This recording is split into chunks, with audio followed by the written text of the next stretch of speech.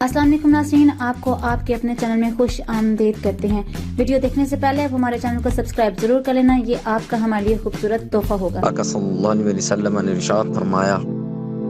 جمعہ باقی ایام کی بنسبت اپنے فضائل، اپنے کمالات اور اپنی نسبتوں کے اعتبار سے سردار کا درجہ رکھتا ہے، اور پھر اس کو عید سعید بھی کہا گیا، اور بھی بہت ساری ایسی نسبتیں۔ اور پھر یہ جمعۃ المبارک جیسی عظیم سعادت میرے رب نے گزشتہ جتنی بھی انبیاء تھے اور ان کے امتیں تھیں، میرے رب نے ان کو عطا نہیں کی۔ یہاں پر محققین نے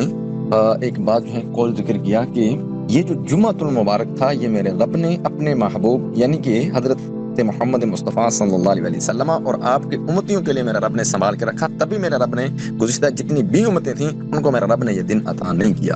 اور پھر اس کے دن کے فضائل، اس کے کمالات، آقا صلی اللہ علیہ وسلم نے ارشاد فرمایا کہ باقی ایام کی بنسبت جو انسان اس دن میں نیکیاں کرتا ہے، بالخصوص صدقہ و خیرات کرتا ہے، آقا صلی اللہ علیہ وسلم نے ارشاد فرمایا میرا رب اس انسان کو باقی ایام کے بنسبت دگنا اجر عطا فرماتا ہے۔ تو اس اعتبار سے یہ اس دن کی حرمت، اسی طرح سے دین اسلام میں بہت ساری ایسی چیزیں حرمت والی ہیں جن میں اللہ کا قرآن کہتا ہے کہ الشہر الحرام، یہ حرمت والے کچھ مہینے ہیں، جن میں ایک مہینہ جس میں آپ اور میں موجود ہیں، یعنی کہ ماہ رجب المرجب، یہ اپنی تمام تر روحانی اور فیوز و برکات کے ساتھ، اپنی آب و تاب کے ساتھ ہمارے درمیان تشریف فرما ہے۔ اس کے تقریباً آج 11 ڈیٹ ہو گئی، 10 دن اس کے گزر گئے، 11واں دن بھی وہ گزر رہا ہے۔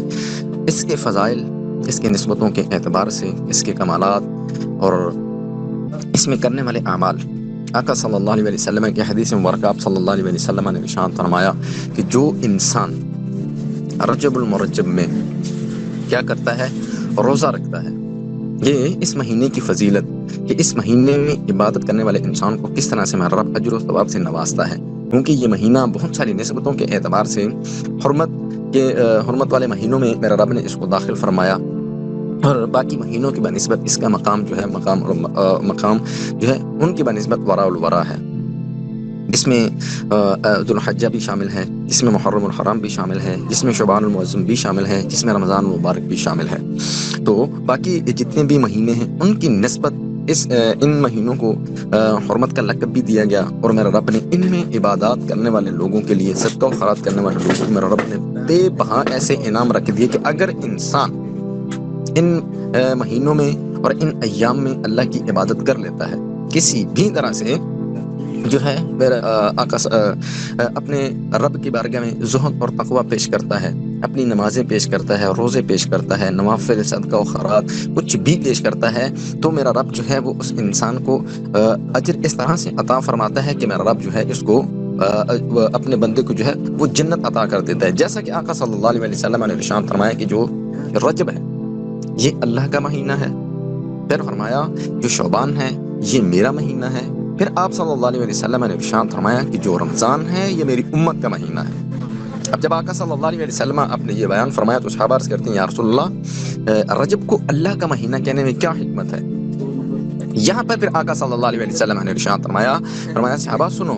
رجب کو اللہ کا مہینہ کہنے کا مطلب یہ ہے کہ یہ صرف اور صرف میرا رب اس میں اپنے بندوں کی بخشش ہی بخشش کرتا ہے، کہ کوئی بھی ایسا انسان جو اس نیت اور اس غرض کے ساتھ اس مہینے کو گزار لیتا ہے، اس مہینے میں عبادت کر لیتا ہے، اس مہینے میں رب کو راضی کرنے کی کوشش کر لیتا ہے، میرا رب اس انسان کو فوراً جو ہے وہ بخش دیتا ہے۔